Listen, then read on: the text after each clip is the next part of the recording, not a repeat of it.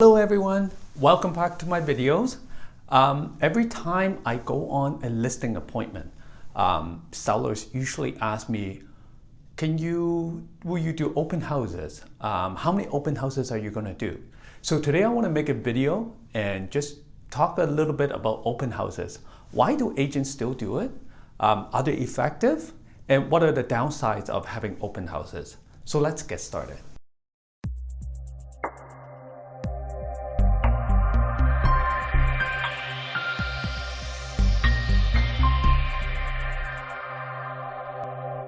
If you lived in the GTA, and especially in Markham or Richmond Hill, on any given weekend, if you just drive around, you'll probably see maybe 20, 30, 40 open house signs, directional signs pointing to all different directions. So open houses is still very common tactic for selling a house. Even with the advent of the internet, where buyers can pretty much get all the information that they want on a house, people are still going out to open houses.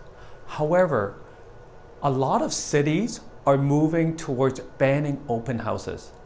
Why is that? It's because some agents are putting out 30, 40, 50, and up to like 70 open house directional signs as their advertising tool. They may not even have an open house. Every weekend they will hire a service, go out and put signs all over street corners. And a lot of cities are getting really upset about that. Cities such as Richmond Hill, they have recently limited open house signs to 3 open house signs per address, and they limit the amount of information you can put on there. Cities such as Ajax completely banned open houses signs. And City of Toronto is also reviewing their open house signs policies. They may come this year to limit the number of open house signs. So the first question is, why do agents still do it? For a lot of agents, open houses actually help their own business, not necessarily helping to sell the home that they're hired to sell.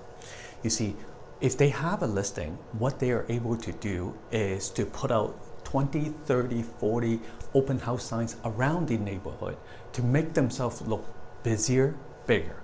And that's a tactic that a lot of agents use, is to be able to advertise themselves for the open house. What they can also do is, during an open house, whoever that comes in, they're probably not going to buy the home. They might think the home is too big, too small, not enough bedroom, not enough bathrooms, price is too high, things like that. Things will eliminate the house. And what the agent is able to do is take those contact information and follow up with them and maybe sell them something else. So open house has become a tool for a lot of agents to generate business, not necessarily for the sale of the property. So if your agent is pushing for open houses every weekend, asking you to leave the home for a couple of hours on Saturday, on Sunday, you really have to sit down and ask them, are the open houses effective? Are we generating any interest? If there aren't any interest generated, why are you still doing it every weekend? With the advent of internet, buyers have a lot more information at their disposal. They can look at virtual tours, they can look at all sorts of different pictures, they can even drive by to see the home. So the chances of people just haphazardly upon a listing and falling up and buying it, it's a lot lower these days because people have so much information.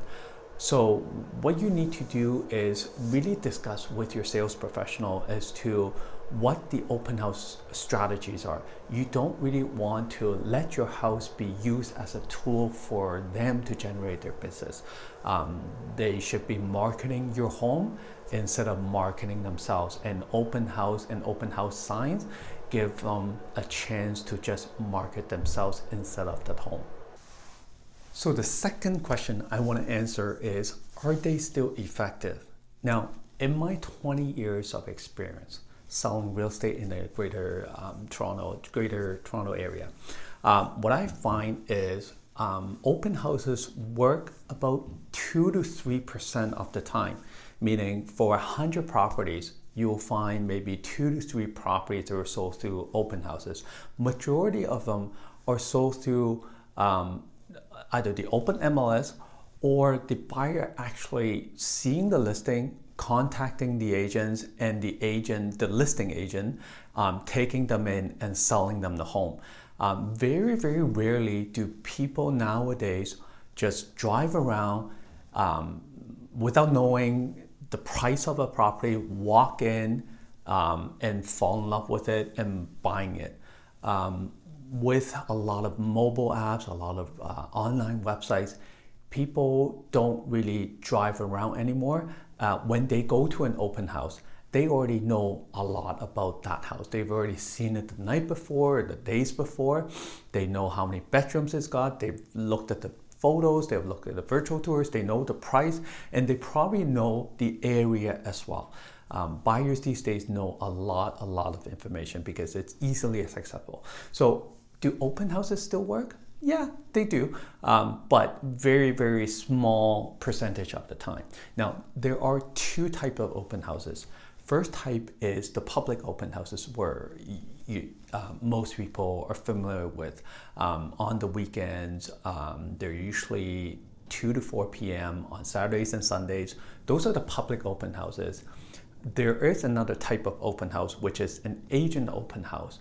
An agent open house is usually held during the week by the listing agent who has invited other agents that work a lot in the area to come and see the house before the public open house. So that usually the week before the weekdays before the public open houses. And the purpose of that is to introduce the listing to these other brokers, other agents, so that they can send the information firsthand to their own buyers and get a first crack at it. And from my experience, that has been quite effective in generating, in passing on the information about the listings, getting the other brokerages interested first and before the public open house. So the last question I want to answer is, what are the downsides of having open houses? Now, one big obvious downside is security. We're seeing more and more break-ins in different neighborhoods. It doesn't matter if it's a higher end neighborhood, middle income neighborhood, or lower income neighborhood. These thieves, they will target any types of home. So what an open house allows a potential thief to do is to scout the property. If your agent's having a public open house, what these people can do is come in and take a look at all the access points, see what kind of locks you've got, see what kind of camera security system that you've got, and they can really target the homes. And the second thing is they can see what kind of valuables you've got. If it's a vacant property, they might not come back, but if it's a property that's got pretty high-end furniture, pretty high-end electronics that they can see, something that is they can easily sell, chances are they are going to come back maybe a week, 2 weeks later, because they've already seen the inside of the home. The second downside or concern I have with open houses is, if per se it is a busy open house, let's say on a nice Saturday afternoon with nice weather, I've had open houses with at least 10 couples in the house. It is very, very difficult to try to have conversation with all 10 couples. I suppose that your listing agent has every intention of selling your home. It's not there to market them. They really want to sell your home. Now, having 10 couples in the house makes it extremely difficult to have a decent conversation and to engage them and find out what they think about the house. A lot of people don't really want to talk to the real estate agents. They just want to come in, take a look at the home, and then they go.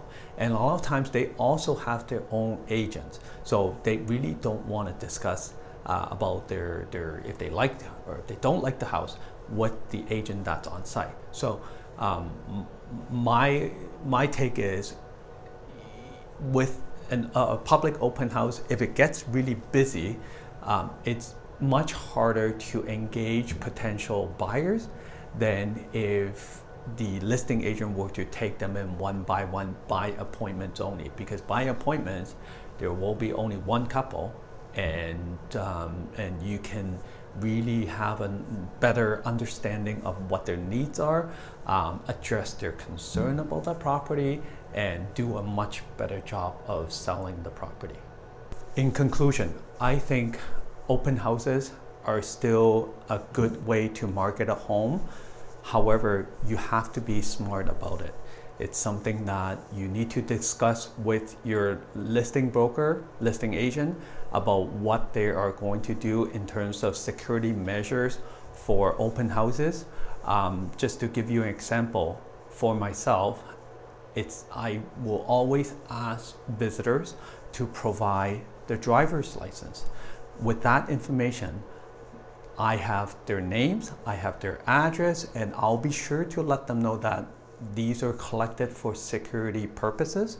It's not for me to hassle them later, contact them, try to sell them something else. It's strictly to give my owner a peace of mind and to know who's actually coming in. For bigger properties, let's say your house is 3,000, 4,000, 5,000, or even bigger, what we sometimes do is we will have someone else present for the open house. I'll have an assistant. Maybe I will be on the main floor, assistant will be on the second floor. That way we can really keep an eye on any potential visitor. The third thing sometimes I will do is, if the house that I'm listing, the owners have already installed cameras within the home, I will ask the owners to turn on the cameras, and I will have a sign outside advising people that they're being taped. That way we sort of have some caution out there for visitors, so that if they have any objections of being taped, they don't really have to come in. Things like that will help prevent a lot of issues down the road. So it's something that you need to discuss with your listing broker. That's my take on open houses and some of the things I wanted to share with you. I hope you find it useful. I hope you like the video. If you do, consider subscribing below. Click the subscribe button and click on the bell icon. Otherwise, have a good day. Thank you for watching, and I hope I have passed on something useful to you.